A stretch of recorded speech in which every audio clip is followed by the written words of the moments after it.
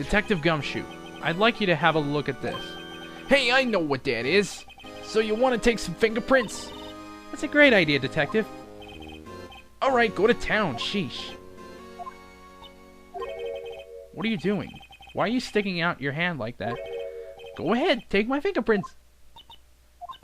It's not your fingerprints we want to take. Huh? Come on, this isn't the time for jokes. We're talking about that cloth we found in the safe. Oh, I knew that. The one with the handprint on it, right? Sheesh, where's your sense of humor? Okay, Mr. Wright, let's check for prints. Sprinkle the powder on the cloth, and once they've been absorbed into the prints, blow the rest away. What are you, my mom? I don't have to be told a million times. Alright, let's get this over with.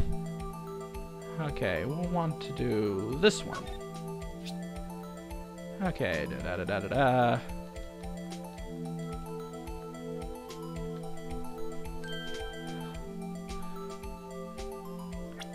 Okay, who does this match?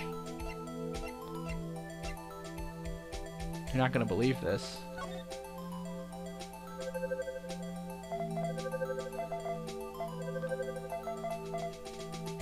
Oh shit. No, how can this be? What are Emma's fingerprints doing here? Hey, you found a match? Whose fingerprints were they? Huh? Oh, it seems the prints are too old. They aren't clear enough to get a match. Oh, that's too bad. I thought they'd be Dark's prints. Hey, you, over here.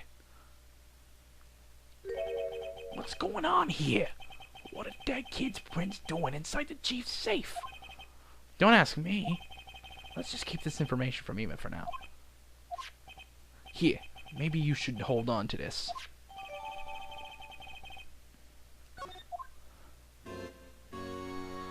Alright.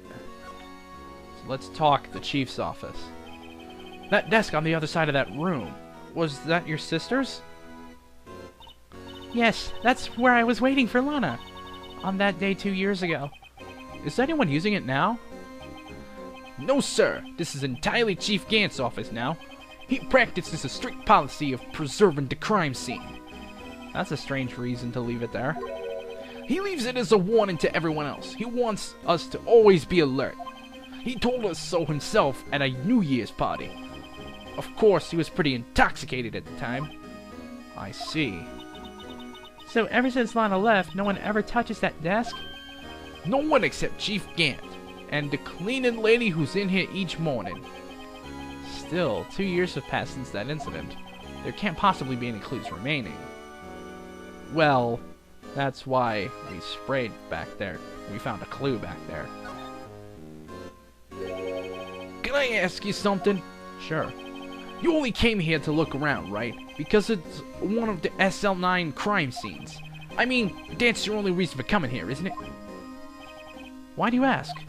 You don't think... Nah, you wouldn't be. No. No, there's no way. Never mind. Don't worry about it. Okay, now then, let's look around a bit more. Hey, hold on! Not so fast, buddy! Huh? What is it? When someone tells you don't worry about it, it's supposed to start bothering you, pal. You don't just let it go with that. Sorry, this guy's starting to get on my nerves. Okay, so what's bothering you?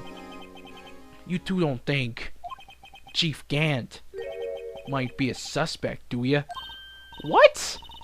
Yeah, Mr. Wright, what do we think of him?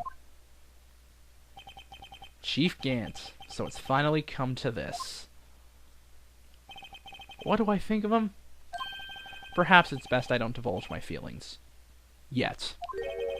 There it goes, ignoring me again. Well, was I any help? Of course. Thanks to your ID card, we were able to get some hard evidence. Now that's not very kind, is it? In other words, if it wasn't for his ID card, he would have been useless. Isn't that right, you in the coat? Chief Gant! We didn't think you'd be back so soon. Fortunately, I'm a man who believes in signs. As I was walking to my meeting, I happened to look out the window and saw a stray dog run right into a pole. Just then, I thought of a certain detective. You mean me, sir? out it. I'm afraid I'm going to have to ask you all to leave. Yes, sir. Sorry. Oh, you're the coach. Me, sir? Drop off your ID on the way out. You won't be needing it anymore. But sir... Now get out. Yes, sir. We'll be on our way too, then. Wait! You, the one without the spiky hair. Don't go yet. Me, sir? I'd like a word with you. But, sir, I'm not a licensed scientific investigator yet. You, with the spiky hair, you're free to go. Mr. Wright? Look, pal, if I've told you once, I've told you 1,000 times. The chief's office is off limits. But no, you just had to go sneaking in there like that, didn't you? I thought you said you didn't care anymore if you were fired.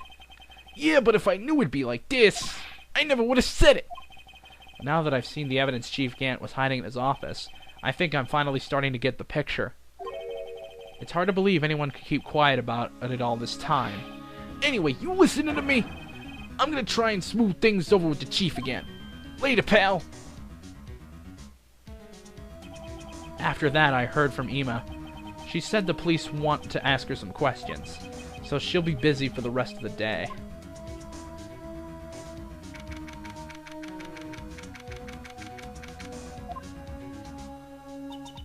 I see. So the chief asked Ema to come in for questioning. It's no use thinking about it. Tomorrow's the final day in court. I'm committed to doing everything I can to defend you, which is why I'm here. But I've already told you all I can. But what you've told me over these past couple of days is absolutely nothing. Not a single useful thing. Really? I believe I did mention something quite important. Something I told you right at the beginning. I said that I was the one who stabbed Detective Goodman. You know, I think I finally figured it out. Who is it you're hiding behind those words? Mia did a good job mentoring you. I'm rather jealous. It seems Edgeworth was right. Edgeworth? Once you're convinced you know something, no one can persuade you otherwise. Thick-headed is the term he used, I believe. Now's my chance to get her to tell me the rest of the story. So let's talk. Keeping quiet. I have to admit I was more than a little perplexed at first. You insisted you did it, yet there was no incriminating evidence. That's when it hit me. It's not that you're unwilling to tell the truth. It's that you're incapable of doing so because of a certain individual. What an intriguing notion. A certain individual, you say? So you think I'm protecting this person? Protecting? No, I think afraid of is more like it. If I'm not mistaken, the person in question may have persuaded you to silence. For argument's sake, Mr. Wright, whom may I ask is this person you're speaking of? The one I'm supposedly so frightened of? What is this person's name? This person's name is Damon Gant. Well, Miss Sky? Mr. Wright, you are addressing the chief prosecutor. Do not forget your place. I take it she's still not ready to spill the beans. My apologies. Could you please tell me a bit more about the circumstances? We were partners until 2 years ago. I respected him as a detective. Assuming he is respectable, then tell me something. Why would he try to hide his crimes? His crimes? Both you and Edgeworth will be brought before a board of inquiry for what you did. Specifically, hiding and forging evidence. Of course, these are serious offenses. Why is it, though, that Chief Gant's name was never mentioned? Chief Gant? Edgeworth didn't know the truth behind the forgery. The only party who could have possibly investigated that evidence was me. I had access because I was second in command of that investigation. Yes, you, but also one other, Damon Gant. If you intend to accuse Chief Gant, you'll need more than just words. Show me proof that Chief Gant falsified evidence in that case. Alright, so let's present ye old evidence list. I just found this in a safe in the chief's office. This jar piece and this strip of cloth. Do you know what these are? They're pieces of evidence from the SL9 incident. The person concealing evidence was none other than Chief Gann himself. Now tell me, why are you taking all the blame for him? Touché, Mr. Wright. It's as you surmised. I cannot disobey the chief's orders, even if it means being found guilty for murder. Why not? Come now, Mr. Wright. You can't possibly expect me to be able to tell you that.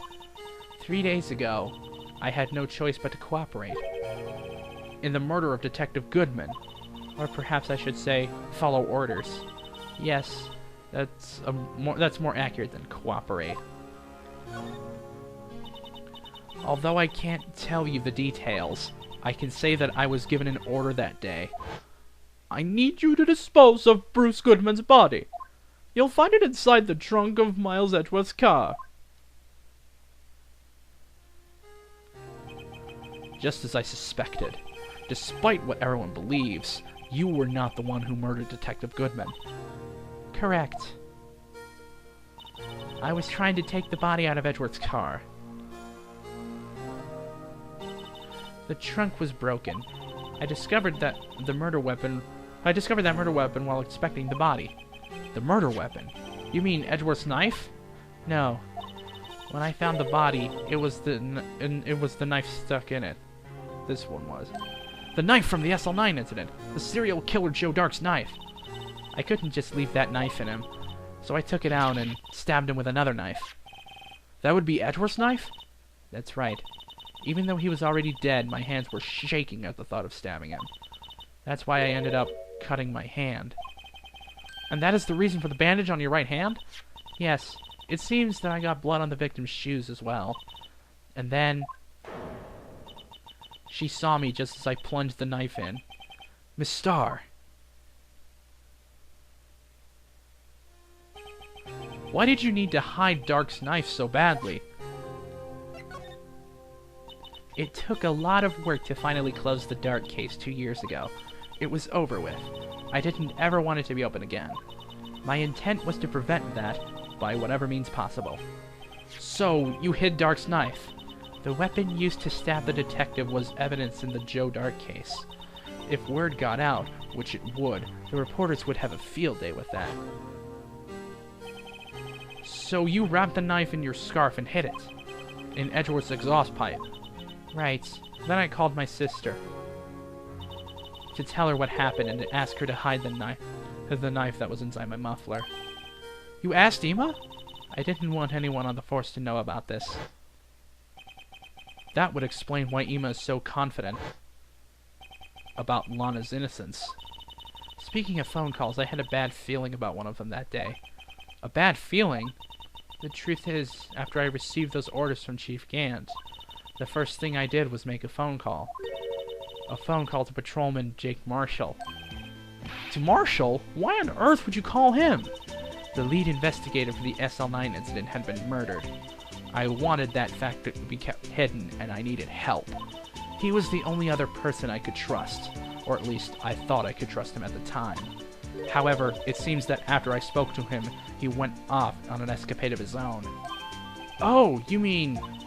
Not wanting the case to die, he decided to take things into his own hands. He disguised himself as Detective Goodman and tried to steal the evidence. He had already stolen the ID card, but it seems he still hadn't made up his mind to break into the evidence room. After my phone call, any remaining doubts he had must have disappeared. So your phone call caused the incident in the evidence room.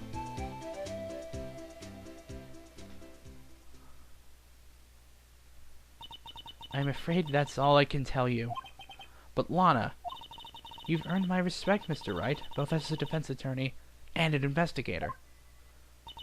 Now please, don't pursue this any further in court tomorrow. Tomorrow's trial.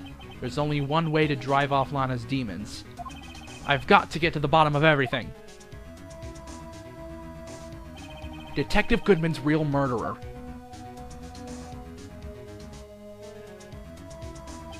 And what went down in the chief's office 2 years ago.